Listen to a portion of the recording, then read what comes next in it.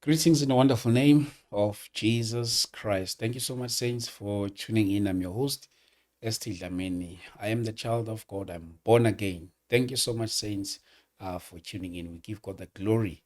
Thank you so much. I know things like this, as I always say, it takes money. You buy data, you pay your Wi-Fi. There's nothing for Mahala. So we are very much appreciative for that. Thank you so much, Saints. Thank you so much. Yes. And if it is your first time, make sure that you subscribe and miss not any of our upcoming uploads. So siyabonga kakhulu bazalwane bami egameni likaJesu Kristu waseNazaretha. uNkulunkulu ke simbonile ke usitholile kakhulu throughout the year and uyamangalisa kakhulu and siyamkhola futhi uyosithwala nangonyaka ka-2026. Siyambonga kakhulu uNkulunkulu. Kuningi okusezayo bafowethu, kuningi okusezayo as we are advancing the kingdom of God. We are believing God even for more. So siyambonga kakhulu ke uNkulunkulu. This is a Christian platform. If you are a believer, I can assure you that you are in a very, very right place. Njoba Ola. This is 99.9% Christian topics. So siyambonga kakhulu uNkulunkulu kakhulu bazalwane bami egameni likaJesu Kristu waseNazaretha. But before we start the show, kuyinqubo yethu ke la ekhaya ukuthi sicela umusa enkosini ukuthi yonke into esuke siyikhuluma la kube ukuthi iba nendlela yayo nje eyithintela abantu ngayo. So ngiyafisa ukuthi even ulapha ekhaya you pray along with us. And as we are about to go straight to the heart of our today's conversation, uNkulunkulu siyamkholwa kakhulu. Heavenly Father, we give you the glory, Jesus. in the name of Jesus Christ. We thank you, Father, for this precious moment in the name of Jesus. Heavenly Father, uNkulunkulu wethu oyingcwele, ukufanele udumo lonke Hallelujah. nezibongo zonke My ezinye zakho. Jesus. My Jesus. uNkulunkulu ke ongaqhathaniswa nalutho, Hallelujah. futhi asoza babikho. uNkulunkulu manje naphakade ongafaniswa nawe. My Jesus. Egameni likaJesu Kristu waseNazaretha. Umuhle kakhulu My uNkulunkulu God. ukuba singakungabaza. Okay. Futhi namandla akho makhulu kakhulu, nothando lwakho lujule kakhulu ukuba singakungabaza. My Jesus. In the mighty name of Jesus Christ. Bese ngamthola phi umunye uNkulunkulu njengawe, Heavenly Father, My Jesus. in the name of Jesus My Christ. Jesus. Wena wedwa olusilanga lize liyoshona, Yebo. uNkulunkulu wethu oyingcwele, Kunjalo. wabamba isibhakabhaka sangawuthinta umhlabathi, uNkulunkulu wethu oyingcwele. My Jesus. Wena wedwa owenza amazolo utshani sivuke sibonele umanzi kodwa angananga mvula. Baba wethu siyakubonga My egameni likaJesu Kristu waseNazaretha.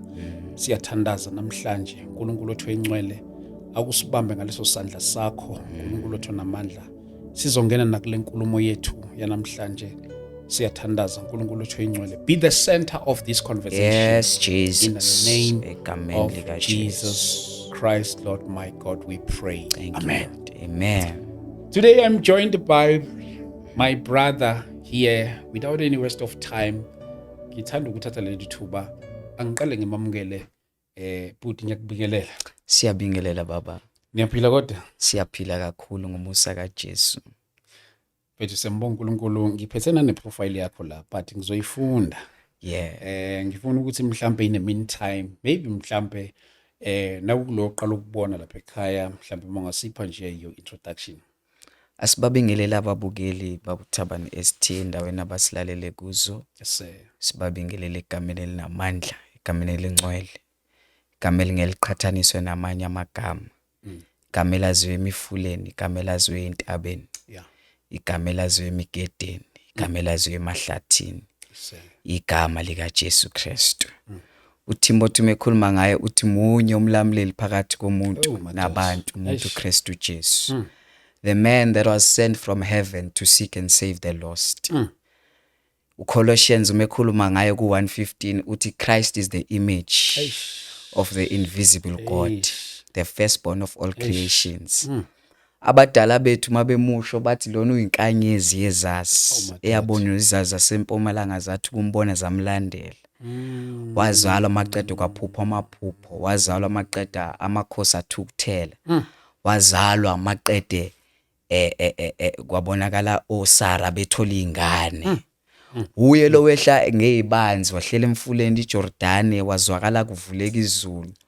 Lathi athi ukuthi alivuleka izulu kwakhuluma usemafini wathi lona indodana yami mhlaba wonke emuzweni. uJesu igama lakhe. Wafika empilweni yami ngineminyaka yo6 years. Kwashintsha konke kwalunga konke. Ohlabelela kangcono uthi nganginezona ezinkulu ngihamba ngingenathemba kodwa kwefika uJesu wangikhulula. So siyabingelela kakhulu kuyisibusiso kunyathela kule ndawo. We look up to you as well, Godman.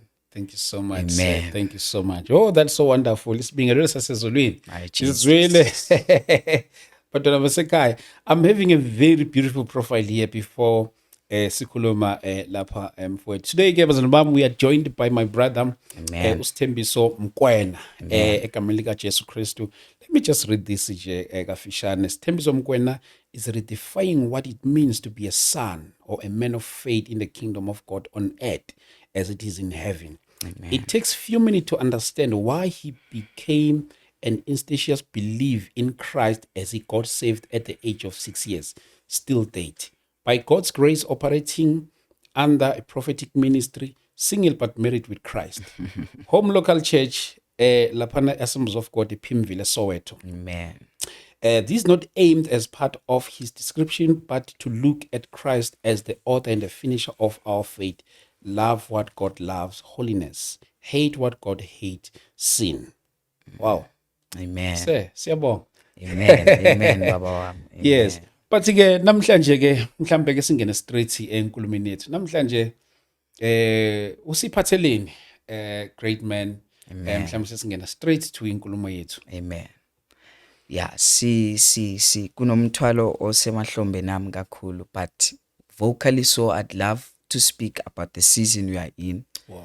Most importantly, the journey I've had with God from a younger age, the power of holiness and the benefits of holiness, the current state of the church, and what God is saying in the nation, in South Africa, and the body of Christ at large. Wow. Yeah. So I believe we are in a season whereby God indeed is moving in our time, even though it's unseen. Abantu bathi ama 2000 anjani kukhona okuningi okukhulunywayo ngegeneration yethu. Correct. But I normally say I don't envy Paul, I don't envy Peter, neither do I envy John, because the things that God bestowed upon their lives, the recipients of those letters, they thought that they were referring to them kanti bezikhuluma nathi. The reason I'm saying I don't envy to be in the time of Jesus, I'm looking impilo esiphilayo ukuthi mhlambe ngabe nami ngangiphakathi kwalabo babethi crucify him. Yeah. So there's never been an exciting moment in the history of the church than the time that we live in, because we are going to decode what the Joels coded. We are going to decode what Haggai wrote about this generation. So praise God ukuthi amehlo angibukile namehlo esiwabhekile kulesi sizukulwane sethu azokunambitha lokho, ngoba ukuthembisile uNkulunkulu futhi izwi lakhe lingephuthe. Ngisindiswa ngineminyaka yo6 years, coming from a township of Pimville. Okay. By God's grace, Pimville it has so much spiritual significance because we also have fathers of the land there. Correct. We have the likes of Bishop Musa Sono, who also played a role in my life as well. We have the likes of Reverend Botoana as well. Okay. But apart from that, the broader aspect is that there are certain prophecies that are assigned to certain demarcated areas. So it's a blessing on its own to be raised in Soweto, to be raised in Pimville. Okay. Because historically so, kukhona izinto ezenzeka lapho.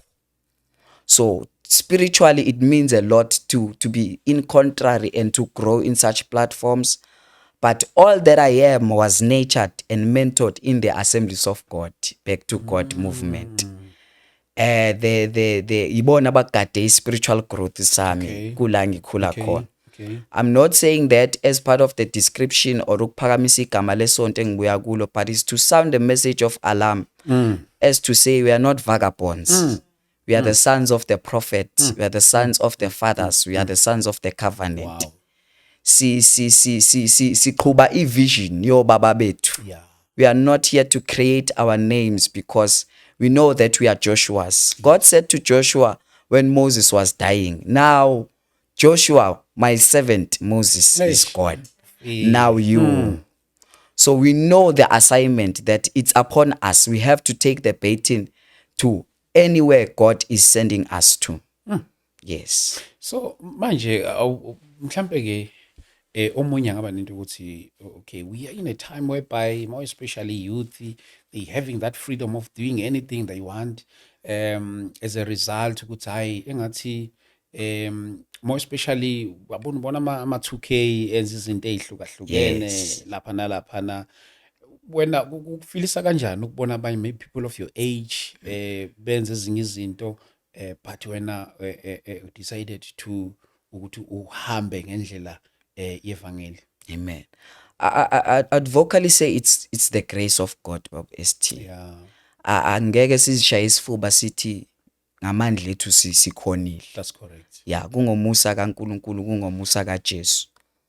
They normally say it starts at home. A thing starts at home. Yes. Fortunately, I got to experience that through my parents as well.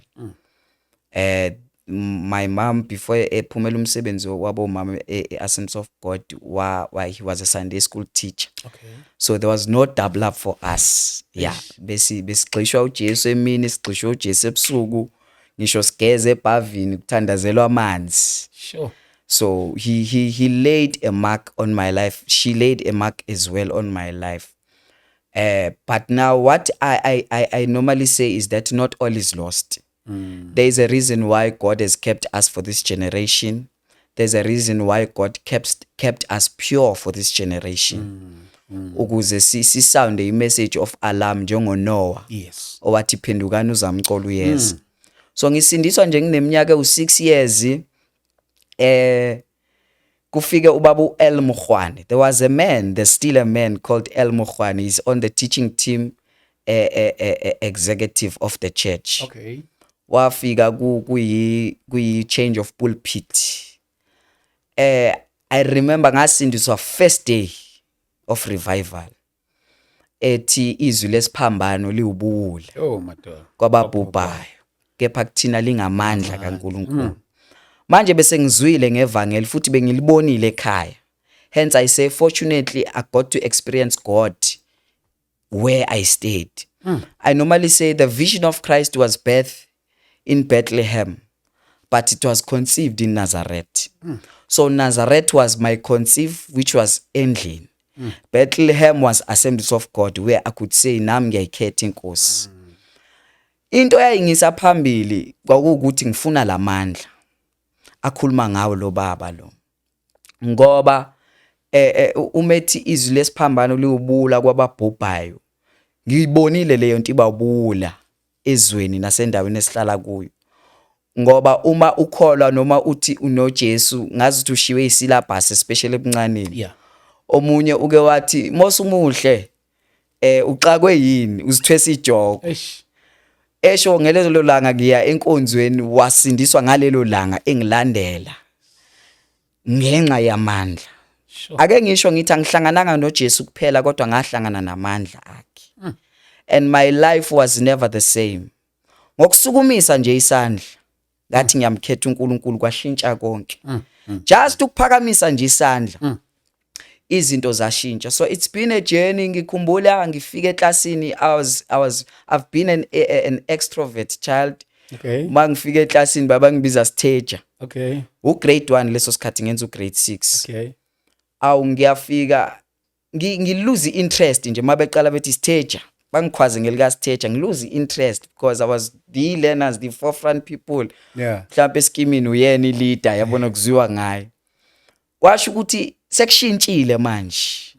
Khona into entsha engiyibona empilweni yami but ekuqaleni uma wamakethi isindiswane nganga-understand because benginalento yokuthi hayi izono ezincane musilezi mina engizenzayo zokutshotsha ushukela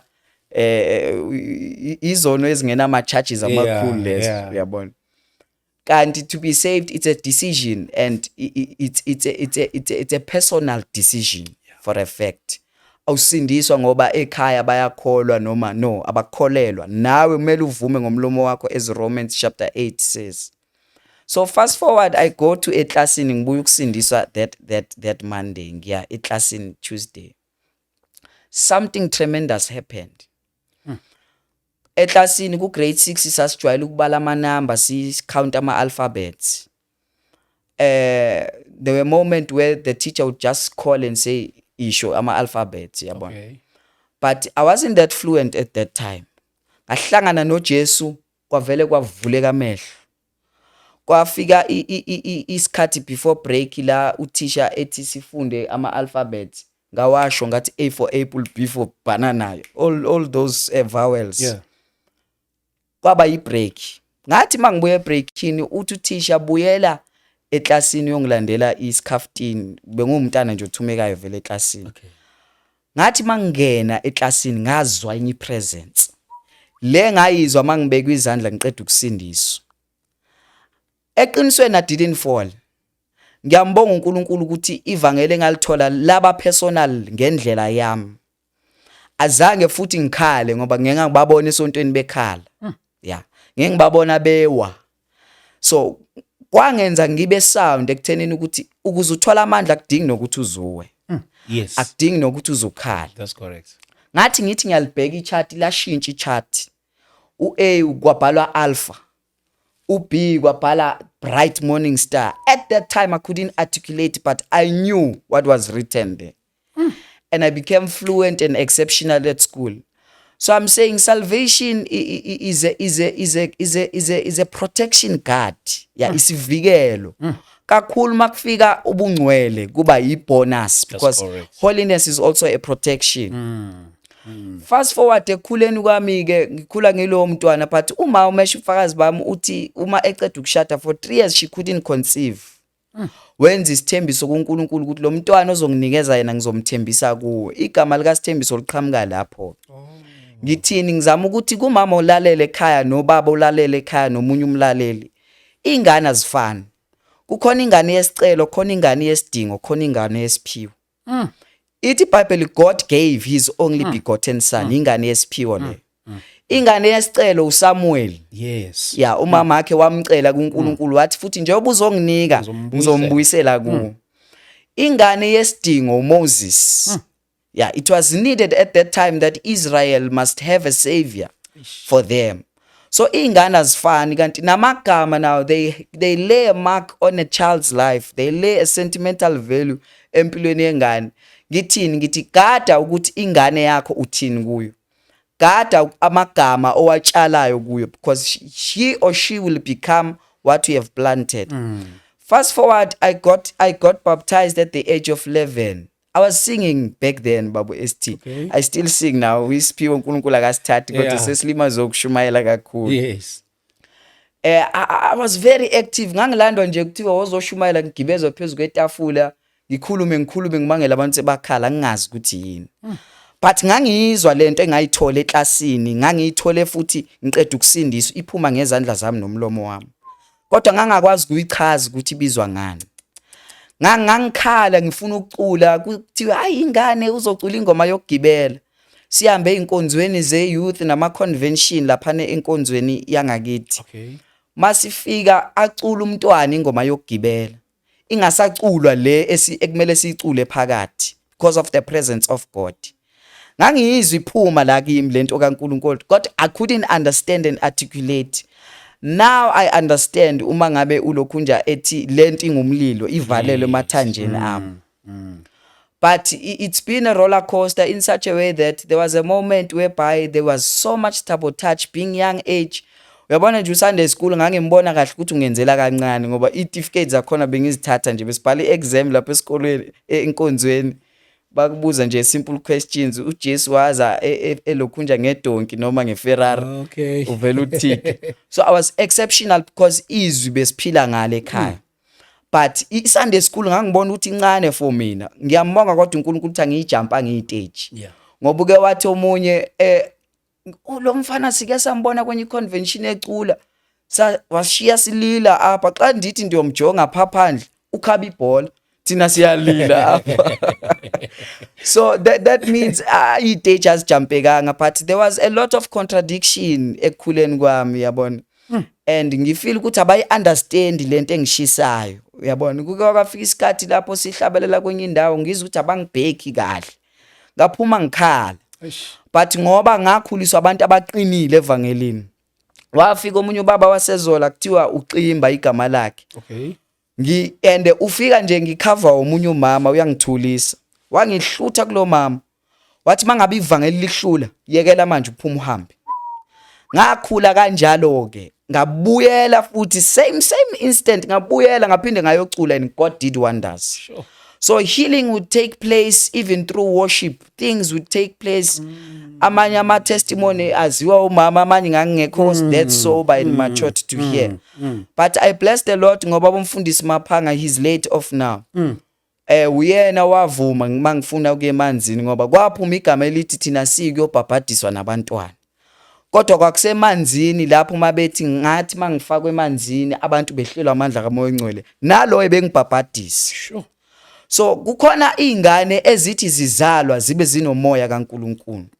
And it's the nature of the church to pray for Peter, but while Peter is knocking at the door, sithi akusuhuyi. It's the nature of the church ukuthi si reject izinto esizikhulisile. So it's a season for us to house the gifted and create a room for them. I am grateful to be born in the Assemblies of God and nurtured ngabo. Yeah. By so doing, I believe I've shared enough to say this is where I come from. But those were encounters that I've seen with God. There was a moment where I went primary, ngizwa ngazi ukuthi ngihamba neingelosi lapha, ziyangigada. Njengoba ngihamba nazo, I could see the chariots ukuthi angihambi ngedwa. At the age of 8 years, I could spot devil worshippers. I could spot angels. There was a moment last year sacula a local in Sprechtiza. We sang with an angel. How did you hear it? Sala leli voice note. Sazwenye melody ngale kwe voice note. Sweet melody. So that thing channeled me to live a holy life. Yeah. And I've seen holiness fighting for me. I've seen holiness opening doors for me. I've seen holiness fighting and striving for me, for my name to be mentioned at high places. Because holiness is your protection. Ngenkathi ungaphila ubungcwele awenzeli wena, wenzela nalabo phila nabo. Correct. Uthi uNkulunkulu, we must not be ignorant of Satan's devices. Yeah. Ngoba ungena ngayo lento akushifte ku holiness, and then now athola indlela yokungena nasemndenini. So holiness became my protection, and I can't survive without it. Yeah. There was a moment I went to a university ebusuku. I felt like there was something, an entity on my other side. Ngisalele kanjalo, kwathi ngivula amehlo lathi iphimbo lika Moya Ngcwele kimi, ungavula amehlo useseyingane. But ekseni ngabona something like a hair, inwele ye-Brazilian. Uyabona lokho kufakwa abantu besifazane. Ngathi ngithi ngithandaza, I could hear the voice yalento ishayo esihogweni.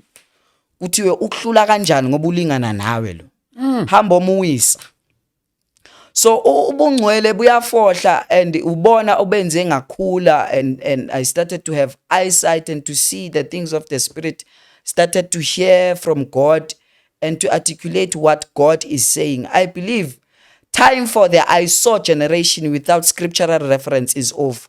Yeah. Ama revelation angenalo izwi siphelile. Yes. Yeah. Kufuneka abantu abazolalela uNkulunkulu. We need nabis, not people who will speak their mind, but who will speak what God is saying. That thou said the Lord word. Yeah. Because the enemy has influxed the church to tame us to believe ukuthi abaseka abaprofeti beqiniso. Hence I normally say not all is lost. Hey, yabona ke leyo, that's very deep, because sigcina ngathi sihamba nomoya manje. Yes sir. Yes, sir. And scripture says the spirit kills, the letter heals. Yes. And scripture can't be broken.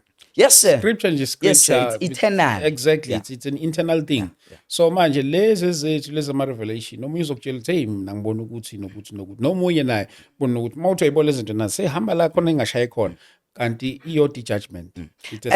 And manje simenza umqambi manga uNkulunkulu wethu. ngiyamthanda umethi lapha ku Matthew 13:24-30 athi let the tear and the wheat grow together.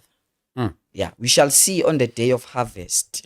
Yeah, we no longer fighting against false prophets. We have naseSoweto sinabo suspects, yeah, cultic suspects, yeah. But we no longer fighting against flesh and blood. We're fighting against principalities and rulers and darkness of this world.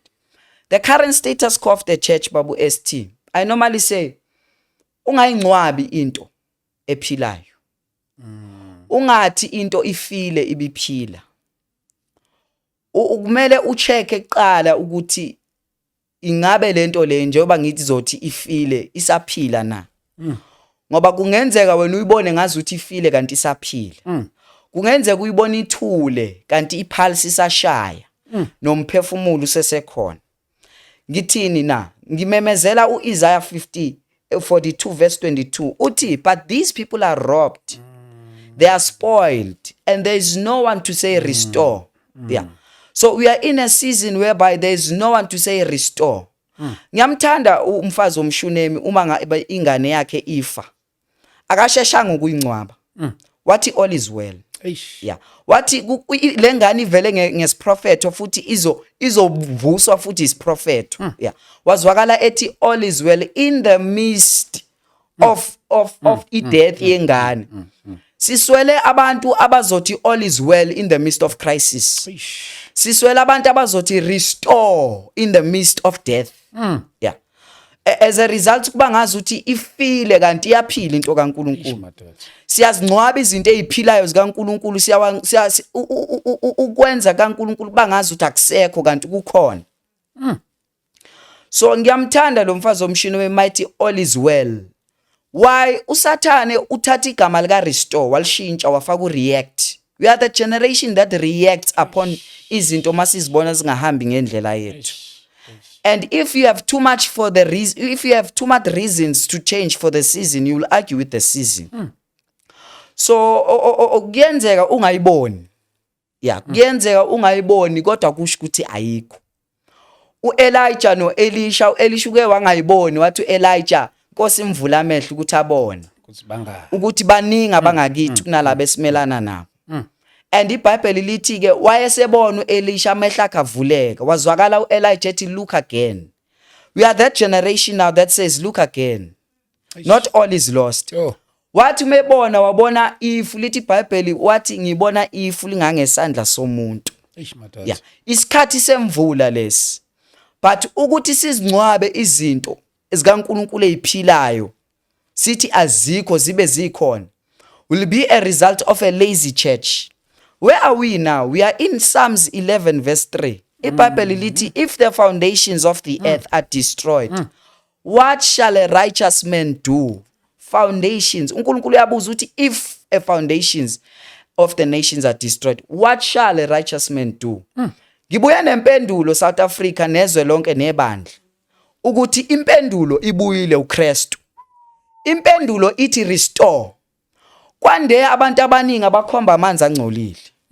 Sonke sithi lamanzi angcolile. Akekho oza nento ethi restore. This is the solution. This is what God is saying. This is what will redeem us from this. Even in political sectors, balwa ngokuthi no, this one is better than this one. Exactly. Yeah. There is no one to say restore and all is well in the midst of crisis. Ungathi into ifile. Ingakafi. So like I'll take you back and forth. I think I love the time that we are in as a church. Yes, sir. How did you come to a point whereby you discover your ministry? Because in your profile, you are also operating in a prophetic ministry as well by the grace of God. Amen. It's God's doing on its own. Yeah. Yeah. iBhayibheli lithi lapha kuHabakuk chapter 2, for the vision is for the appointed time, though it tarries, but at the end it shall speak. Yeah. So uma ngabe iholwa uNkulunkulu uyena ozoyinacharisha, uyena ozoyikhulisa, uyena ozoyigcina. Yeah. But into enze ukuthi inkosi thina isibize babu ST, mina ngiyavumelana nokuthi uEzekiel 22 uma uNkulunkulu ethi I've sought for a man but I found none. Eish. We are the reason of that. God looked around and he found none, and he saw just a young boy. And he said, let me utilize. Ngoba uNkulunkulu uvamile ukuvela la singambheka ngakhona. Yeah, ne? Uvamile ukusebenzisa into eziphansi ukuyisa eziphezulu. Yeah. That's deep. So why am I saying we are in Psalms 11? I'm going to answer your question as well, sir. Psalms 11 verse 3. If the foundations of the earth are destroyed. What are foundations? Who is the owner of foundations? Foundations, iBhayibheli lithi sizelwe ezisekelweni zabaprofeti nabapostoli. Eish. Who is the owner of foundation? Christ. Unless he builds the house. Oh, my God. Unless he ignites the fire. Eish. Unless he sends. Because there's a difference between being called and being sent. So Christ is the emanator of fivefold ministry. Ake ngikusho lokhu ukuthi uJesu owaveza lokhu futhi mina ngangazi nokuthi kubizwana ngoba sasikhula nje kuthiwa abafana abanento. Yayingekho into yama title le khona manje. Till date I don't regard myself as that title. Because God is doing a new thing. Yeah. Usabhekele ubona le, usabhekele ubona le. But we bless the Lord that we grew more specifically in scriptures to understand the dynamics of the prophet. Because for you to qualify to hear the voice of God, you must be one person wafika kimathi ngifuna ugcobo. Ngathi kuye ngiyabonga isidi yakho baba. But now ukuze uthole ugcobo, you must go back to the library. Angithi iBhayibheli lithi study to show yourself approved. Yeah. Yes. So ngathi mina ngihlangana nalento ye prophetic. Ekukhuleni kwami uNkulunkulu wangijwayeza ama scripture ahambelana nabaprofeti, because leli igama elithi sizelwe ezisekeleni zabaprofeti nabapostoli ithi lento jwayelana nezikimi zakho eBhayibhelini. Mangabe umprofeti funda oIsaiah, funda oElijah, funda oSamuel. Mangabe uthi umpostoli, go to the books of Paul. Yeah. Study the patterns and see where you are. At first benga understanding ngithi amamuthi la ngangikhula nginawo kanti ngabona amamuthi kaElijah la. Uma ngabe ephakathi kwendawo engekho ngcwele avele abe, there was a moment whereby a town ngangakwazi ukuhamba because that place is filthy because it has altars. Yeah, ngangivele ngigule because holiness yavele ya elgaft impilo yami ngendlela emangalisayo ukuthi I could sense, and anyone that is not living bese ngeke sihlale on. But at some point ngangicabanga ukuthi abantu bayahamba or abayithandi lento kumina. Now I understand that indeed spirits are hungry for souls because demons are attracted together because of the same spirit that they are living in. Sure. So if you have the Holy Spirit, uzozwana nomuntu onomoya engcwele. If uthi unemoya uzozwana nomoya because demons are hungry for souls. Demons are hungry for manifestation. So why are we in the season of the foundations of the prophet? I started first and said, singathi into ifile kanti ayikakafi. There are visions of our fathers on the land. Kukhona ama vision anike obaba bethu omkhulu uBhengu. Yeah. Back to God. The late one. Yes. Those visions obaba ungidi, and I echo a message of alarm even to those churches, the likes of Methodist, John Wesley. The message was one about Africa back to God.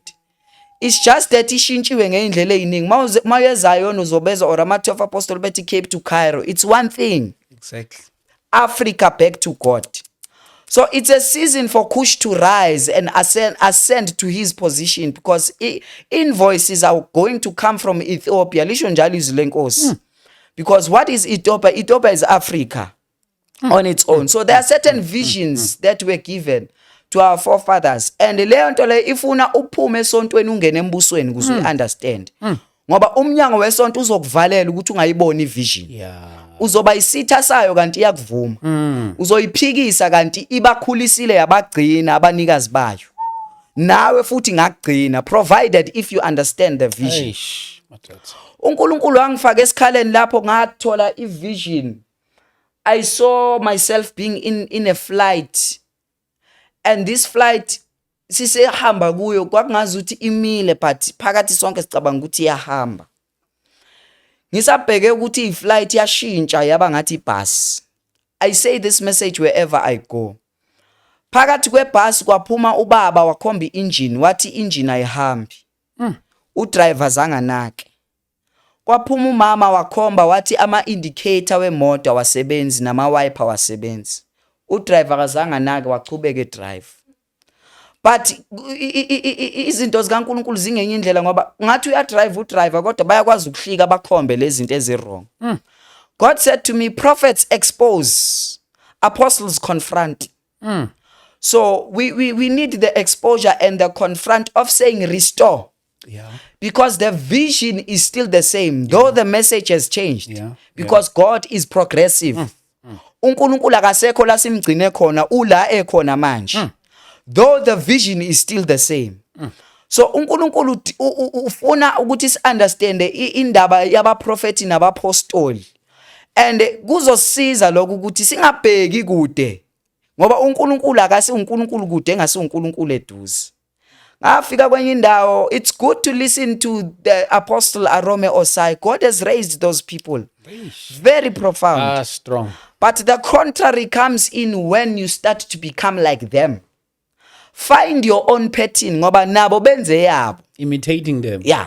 Ngafika kwenye indawo ngabezwa bethandaza njengabo ngavele ukabona uvela ubone nje ukuthi lo culiso kabani lo thandaziso kabani. Find your own. So it's through studying the patterns of the prophets and the apostles through scripture. Because scripture is the final. Sizwile kuthiwa kuzodlula izulu.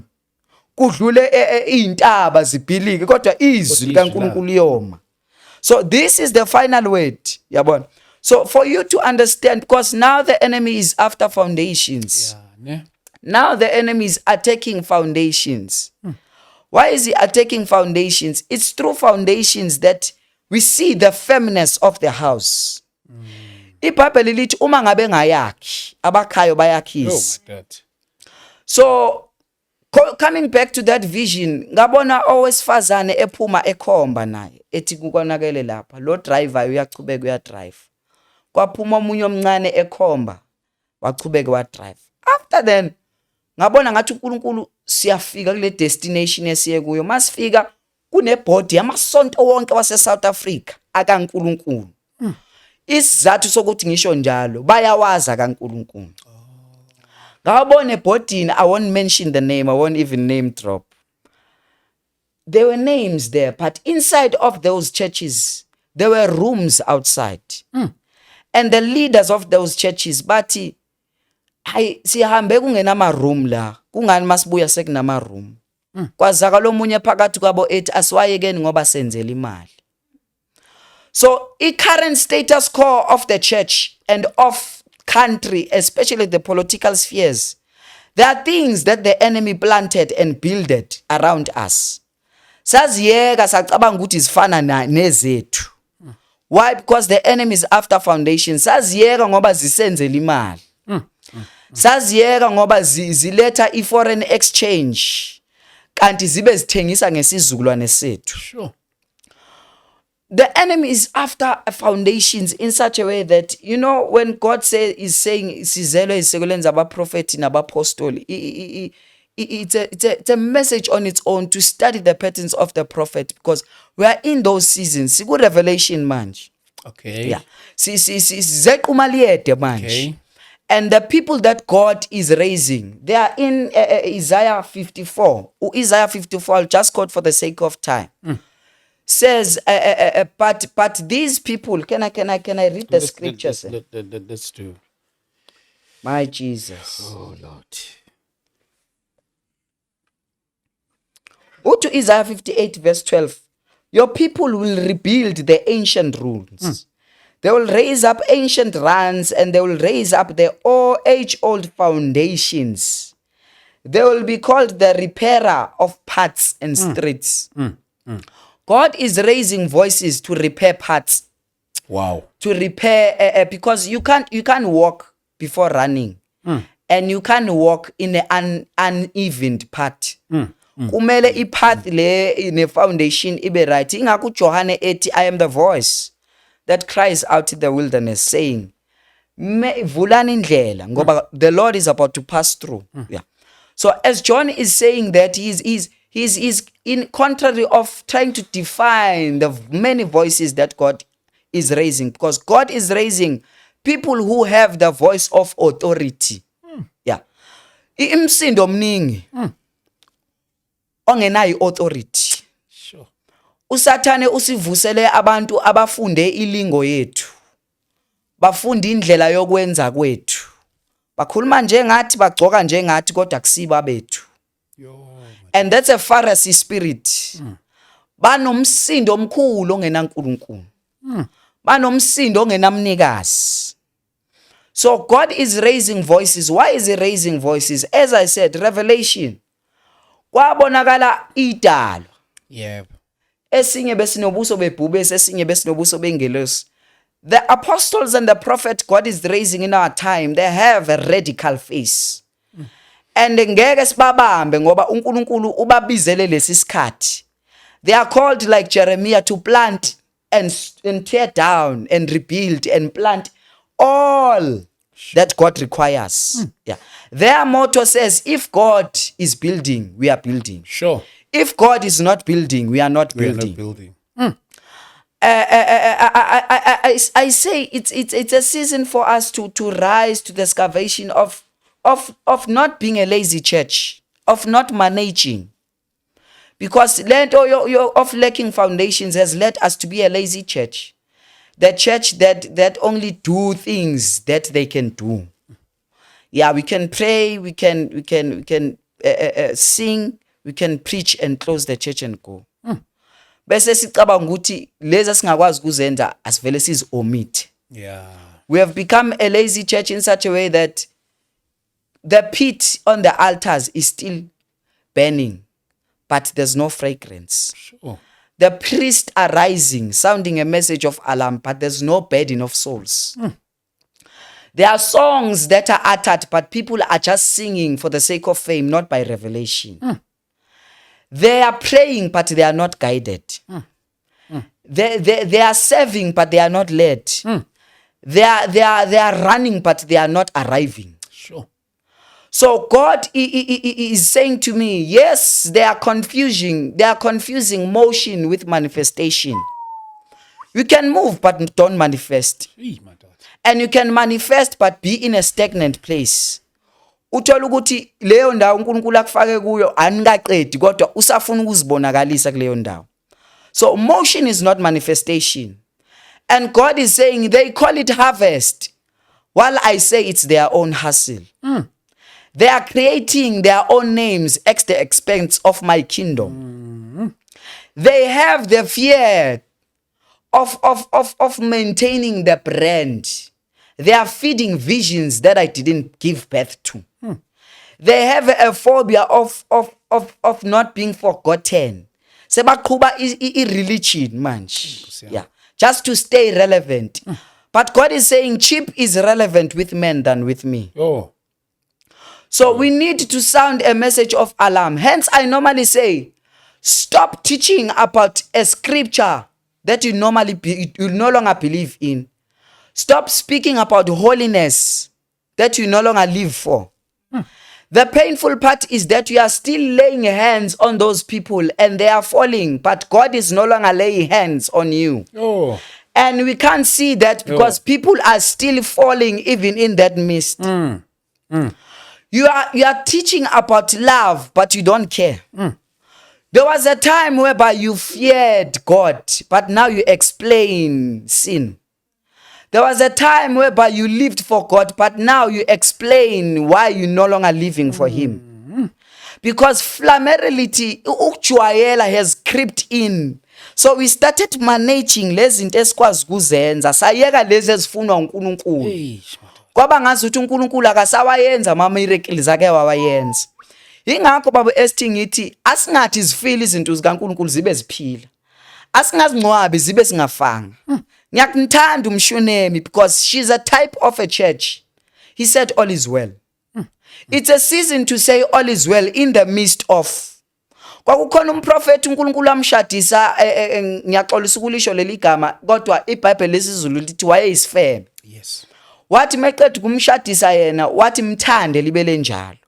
Wathi nebandla lami linjalo. So sikuleso sikhathi ke sokuthi noma ngabe ibandla linjani, you can't say anything bad about it. Because iBhayibheli lithi akekho umuntu onamandla okulichithe lakhe ibandla. Never. Yeah. So iyonwa abantu into kaNkuluNkulu babo ST. Hey madoda. Yeah, iyonwa umuntu into kaNkuluNkulu. Iyaphila into yobaba bethu. Bayithola iphila, bayiletha kithi iphila. We are the products of it. Ngithe kumama ngizofaka futhi neskipper just to show ukuthi we are not vagabonds. Yeah. Yeah, we are the sons of the prophet. We are not the children of desolate, the children of Isaiah 51. Who are the children of desolate? Children of desolate abantu abahamba ngokuqhekeka kwamabandla. Abantu baphuma bekhomba ibandla kanje. Ungaphuma ulikhomba ibandla kanje. Uma ngabe uphuma ebandleni, make peace with it. Phuma with valid reasons. Because understand and crack the code of the season. The enemy is after what? Foundations. Yeah. So it is the work of the enemy to, because the problem of the church is not about the walls. Yeah. Neither it is about the windows. The problem of South Africa, it's not about the border gates. But the problem is the foundations. Remember, South Africa is also a country that has been laid by the fathers. Belnikele ezandleni zikaNkulunkulu. Yayizwa national anthem mighty Nkosi sikelele. Exactly. Such is the church. The product is God. But now the foundation, the enemy is after it. Why the foundation? It is through the foundations whereby you can build everything and close every door. But sizwa ukuthi la sikhona kusabanda uma ngabe foundations ingakhwanga kahle. Kuyenzeka sisi umnyango kaNkuluNkulu uvulwe. Ngaleza ikhathi wawuvulwa kodwa manje usuyavalwa. Imphefumulo ayisakwazi ukungena. Izathu ifoundation is cracking. And God said the foundation is being damaged. Pay attention because the enemy brings ignorance to the church. And iBhayibheli lithi we shall know the truth and the truth shall set us free. So it's not about hearing, but it's about knowing the truth. It's in knowing that we'll be set free. And people that God is raising to speak the truth, we reject. I said it before. I said it is the nature of the church to pray for Peter. And while he's at the door, we say, no, it's not him. Exactly. But praise God, there was Rhoda on the door who said, Peter is knocking. To identify the South answer. Africa, Peter is knocking. Sure.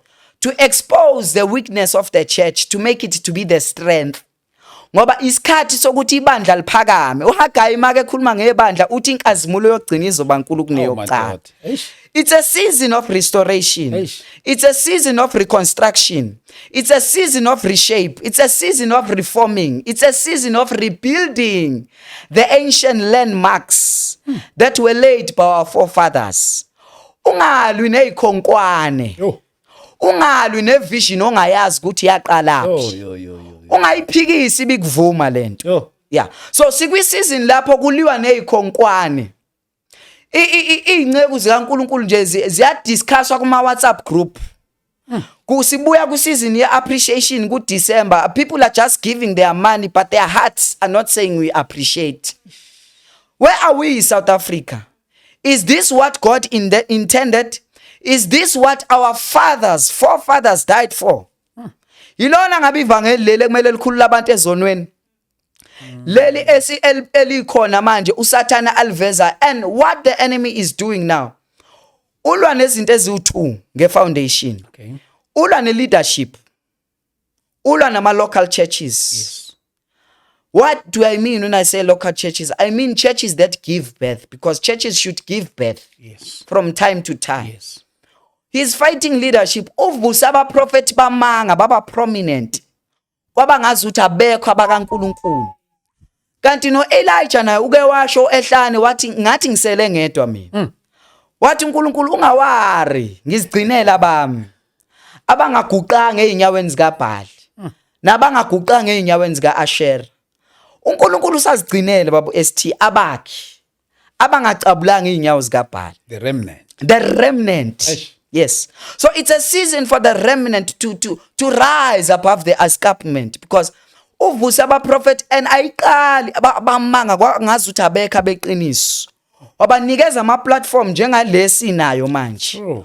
kwaba ngazi ukuthi into abayishoyo yiyo kungabe kube kungasiyo. Ngiyamuza uNkulunkulu esho ngalesa sikhathi usasho nakimi empilweni yami. Uthi angibuza ukuthi ngabe iqiniso liyafana namanga na? Ingabe impisi iyafana nezimvu na? Ingabe ubumnyama buyafana nokukhanya na? Ngehlukaniseleni phakathi kwenu. Uke wahlukanisa uBarnabas ngalesa sikhathi, usahlukanisa namanje. Ziyeke zimile zonke kuzobonakala ngelanga leharvest. Ngoba uNkulunkulu uthi njalo mangithuma ibandla eliwumzimba wami. Umzimba onjani lo ohlala kakhulu ungahambi? Umzimba onjani lo onamehlo kodwa ongaboni? Njalo mangithuma amehlo ngithi amehlo awabheke, amehlo abheka abantu.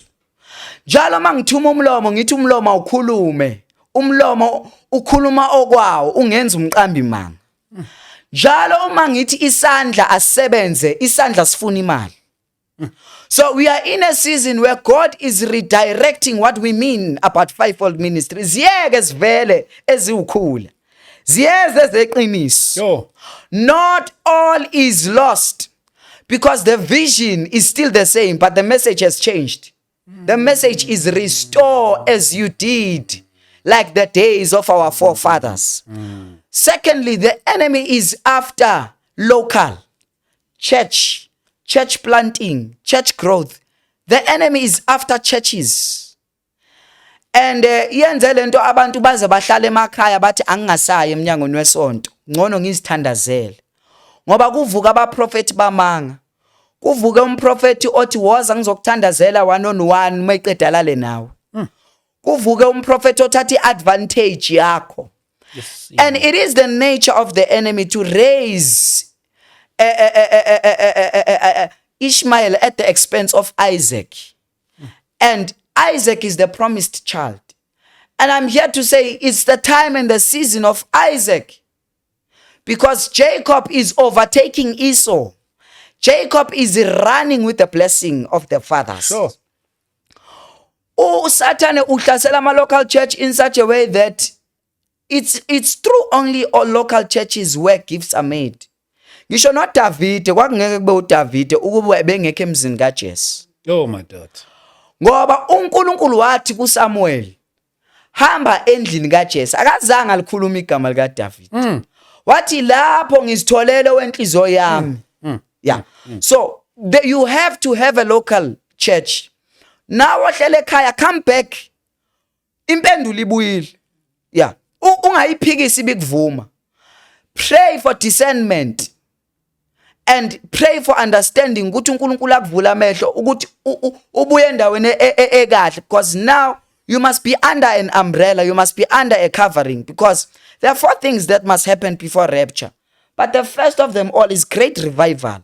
Yes. And great revival can't be revoked without the apostles and the prophets on the forefront, even the evangelists, even the teachers, even the pastors. And yes, the ministry might not be the same, but the hands are of Christ. So they are coming from the same person. So isikhathi sokuthi manje uNkulunkulu asisize, because into eyenze ukuthi ifoundation yethu ibe nama cracks. 1, ama shifts. Okay. Shifts. Ama shifts emabandleni kunezinkubele eziningi, kunezindaba amakhola wasamfuna uNkulunkulu. Ibandla kule insuku liyaxabanisa noNkulunkulu kahle kahle. Alifuna abantu bayezulwini ngoba alizazi ukuthi lingobani. Kanti kudingeka abantu abazothi restore. Yeah. Ngoba kwande intshumayelo yokuthi umuntu nomuntu nje umefuna nje ukukhuluma nje bathi inkinga yebandla. Umuntu nomuntu umevela ufuna ukwenza icontent avela athi Assemblies of God. Yes. Noma ubani ofuna ukwenza icontent avela athi AFM, avela athi Bishop Zbanban. It's no longer a season of that. We can't guard the churches. The churches are organizations, but there's an organism that is called the body of Christ.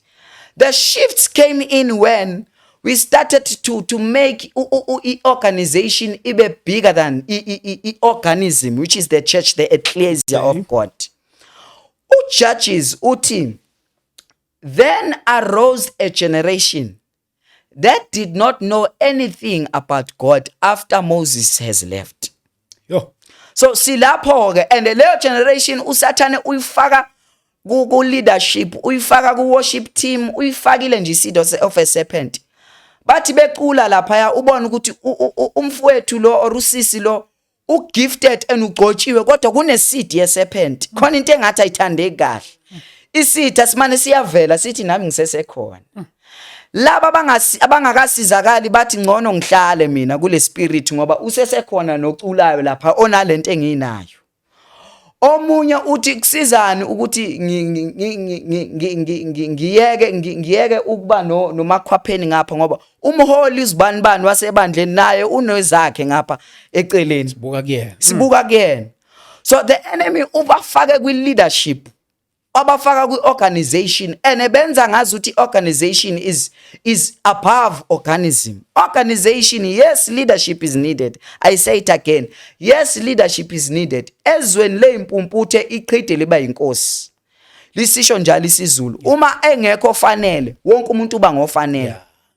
So kufika isikhathi lapho wonke umuntu bengafanele. Kwathathwa nje ukuvala igap nokumaintaina ibrand negama lamasonto. Beba abantu bengamazi high priest. So I normally play naughty and say you can't pray at 10 a.m. without praying until at 10 p.m. Where are you taking us? Because ngenkathi uthi ungcwele kumele kube ukuthi njengoba usho ngo10 uke washo ngo10 p.m. njengoba usho ngo10 a.m. uke washo ngo10 p.m. wathi ungcwele. Uma usufika usuyindlala indaba yakho yokuthi ungcwele. Why? Because worship, one woman that mentored me, Noma Zidlamini, may God quite bless her, Uhlale Katlehong. Okay. That woman said to me, "Stay, worship is a vehicle. Ngenkathi udumisa ugibeza abantu." Wow. Ubayisa kulobo unaye. Wow. So in other words, there's no need to even do a remix with one song. Oke wayipresenta in the secret places. Wathi ungcwele. Ngenkathi uthi ungcwele ngo10 emini. Sure. God will honor you because you started first in the secret place, because it's a vehicle uyasigibeza kule nto yakho. And mase sifika ngeke usitshele sizozibonela lento wayibona. Nathi sizosho njengawe usizo sesithi ungcwele. Yeah. So you can't take people to a place where you have never been. And it's difficult to make a leader while he's already leading. So sikuleyo crisis ke manje. So hence we're saying it's a season to say restore as you did in the days of our own fathers. Unless the Lord builds, those that are building, they are building in vain. Uthi uNkulunkulu kulesi sikhathi awutshela abakhaya ukuthi abake beyeke ukwakha manje babuze kuye. Isikhathi sokuthi sike siyeke ukwakha manje ngoba kade sakha kodwa akubonakala la siya khona. NgokaNkulunkulu ivision ngabe sikude. Kodwa ibhano elimendaweni eyodwa. Imoto ayihambi, bonke bayakhomba ama indicator kodwa akekho nakile because the enemy is bringing ignorance. Yeah. He's bringing ignorance ukuthi size sikholwele ukuthi lokhu uNkulunkulu akushilo amanga. Size sicabanga ukuthi he is unable and then we lose our enablement. So it's a season for us to rise above the escarpment. Siyogubha imthombo eyatshalwa okhokho bethu. Because the portals are still eminent in our country. And let me tell you, Babu ST, lento ama foundations, it's eminent na kwi leadership ye country na kwi democracy, because yenze ukuthi nalapho kuliwe. And now if foundation isikrekile, and uma ngabe if foundation ikrekile, it becomes a problem because neighbors can be the same but not having the same foundation. It's good if neighbors are not the same but they have the same foundation. That's the problem we have. We have many churches but the foundation is not the same. The foundation is not Christ. The foundation is not the same. So uNkulunkulu usifake esikhathini sokuthi njengoba i-foundation ingekho the same, people are moving from this church. They are trying to find, because many are the children of the desolate. Bafuna abantu bayamthanda uNkulunkulu Baba ST. Basamlambele nakulesi sikhathi. But balimele because i-foundation isikrekile. Neyinceku mazivula umlomo zikhuluma ipain. And the nation is hurting. Inceku nazo zilambile zifuna imali asashumayeli. And now the seed of a serpent is here. Imali yenyoka isikhona ithenga ingceko. Ingceko sezidayisa ngevangeli leqiniso kube ivangeli lamanga. I say this because I attend the courts of heaven by God's doing. Ngo-7 njalo ngine-altar lokuthandaza. These are the cases that are dealt with ezulwini. Ama cases akwi-headline of heaven to say God is raising people who will say restore. Esikhathini samanje ngazi ukuthi ungama kancane ngebandla ubize le fivefold ministry, uyibize le duze. Uyinikeze i-identity yayo because isekelo uKristu. Yeah. Unless it's Christ, then it's nothing. Yeah. If it's not Christ, then it's not. If ungasuyena uKristu owakhayo akuyona. So silapho ke as a result we have many foreigners as well. Njengasebandleni nje abaningi abagijima emasontweni. Nala ezweni we have many foreigners because their vision, the foundations are not the same even in those countries. And because of those crackies, people are just creeping in ngoba umnyanga sawuvaleki, amabonda nawo akhona kodwa amawindow aseyaxeka ngoba sekune crack ku foundation. Ezinye zezinto ezenza crack is what I call the enemies of the same office. Okay. That's where we are now. Enemies of the same office. Remember, Genesis, Adam had 2 sons. The sons, one of the sons was Cain, the other son was Abel. Yeah. Both of them, they had sonship, which is the office. But they were given different measures. And God blessed them according to how they planted, according how they traveled. One wise woman said, there's a law of supply and demand. So eyitoro uma ngabe into ingekho ku demand noma ngabe ama supply akhona, ama supply awakwazi ukuyihambisa because it's not in demand. Not that God is not moving in our generation, but the demand of him moving is low. The demand of living a holy life is low. And it's an error if the supplier supplies and the applier does not apply and wants results. You see in John chapter 5, there's a man who stayed indaba zami ziningi ngizozama ukusummarize. For 38 years endaweni ebizwa ngeBethesda, the well. For 38 years ehlele endaweni that is well, but his situation was unwell. 38 years. We have Christians that are counting years in the salvation, but there are no fruits. And it's a season of fruits where Galatians chapter 5 verse 22 to 23 speaks about the fruits of the Spirit. It's no longer the seasons of gifts. Because gifts ayahlala ku Christmas tree engaphili. But fruits, they come from the tree of life. And uthi uNkulunkulu, I am the true vine and ye are the branches. Igatsha elingatheli mina ngenze njani? Ngiyalisusa. So it's a season of fruits. And it's true that I saw a vision where uNkulunkulu ngazi ukuthi ubeshintsha abantu abanama fruits abahlele emuva esontweni abayisa ngaphambili. Athatha abanama gift abayisa ngasemuva. Now God is no longer after gifts, but he's after fruits. Sure. What are fruits? Love, self-control, endurance. You can't be preaching, but you don't have self-control. You can't be teaching about holiness, but you don't live it. And we have gave birth to a generations.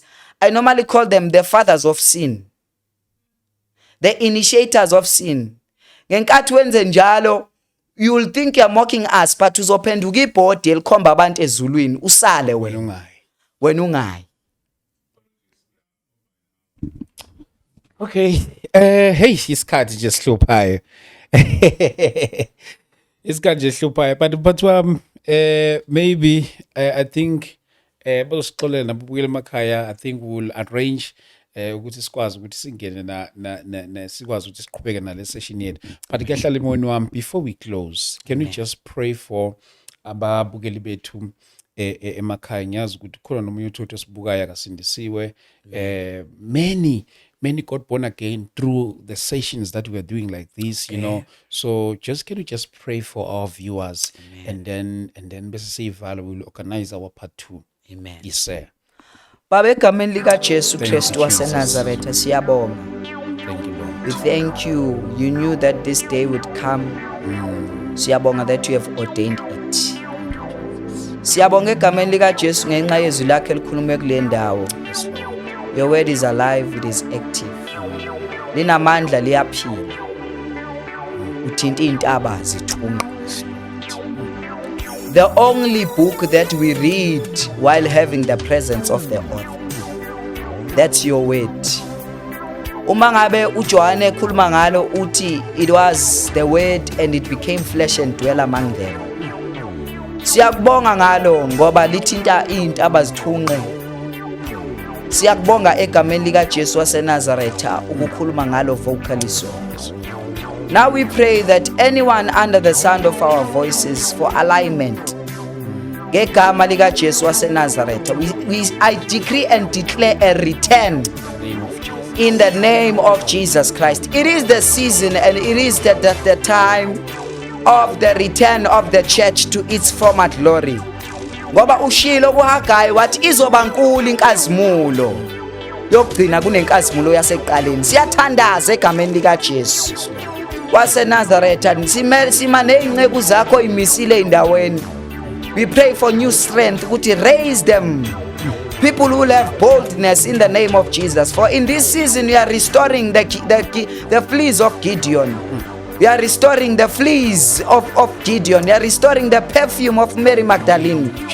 We are restoring the shadow of Peter. Raise the Jehus who will run with speed in our time in the name of Jesus. Yes, there's Jezebel, but we thank you in the name of Jesus that Elijah is still in the place. Elisha is still in the place. Raise them in the name of Jesus Christ. We pray, oh God, ngegama lika Jesu waseNazaretha, for a sound mind. Esikuthandazela ukuthi buyisela injabulo yensindiso yabo. Egameni lika Jesu, abangazani nabo bazane nabo. Singena ezitradeni zase South Africa. Sibhiqa igazi lika Jesu. We speak exposure in the name of Jesus. What was hidden, may it be revealed. In the name of Jesus, we cleanse South Africa. We cleanse the churches in the name of Jesus. For they will come and kneel down. For every knee will bow and every tongue will confess that you are God. I pray ukuthi nabaphatha ngezi igama lakho ungabalinikeza ukuthula. Ngegama lika Jesu waseNazaretha, thank you that you are doing a new thing. As you said in Isaiah chapter 60, that it is a season of arising and shining. For the light has risen upon us. Sisimemezela isibusiso nakule podcast. Ngegama lika Jesu, open doors in the name of Jesus. As you have said in Revelation chapter 2, that you have set an open door that no man can shut. Siyathandaza ngegama lika Jesu ukuthi bafohlele banqobele ngegama lika Jesu. We pray, may this and bring answers to those that have questions. In the name of Jesus, we pray unto you who is able to do exceedingly abundantly, that all that we ask, think or imagine according to the power that working within us. We give you all the glory and the honor. Ngoba lukufanele egameni lika Jesu siyabonga. Wow, thank you so much, sir. Thank you so much. Thank you so much. No, sir, we'll organize our part 2. It's was good to see. Siqhubeke nazo lezi ndaba ezimnandi. Thank you so much, sir, for your time. Sibonge nakumama kakhulu, sibonge nomama kakhulu for bringing ubhuti lapha. Ngiyacela ukuthi bafowethu ngomhla ka 31 January asiboneni lapha eSoweto eMidlands ezone 6 inside the school okuthiwa Inkonjane Primary School. Ake siyoqala unyaka wethu ke siqale emadolweni 31 January. Ake siyothola direction from above. Kuyakuthiwa ke direction, it is better than speed. So ake siyoqala emadolweni ke sizwe uNkulunkulu asihole kahle endleleni. Let's go and command the gate. Egameni lika Jesu Kristu waseNazaretha. Amen. Amen. Thank you, sir.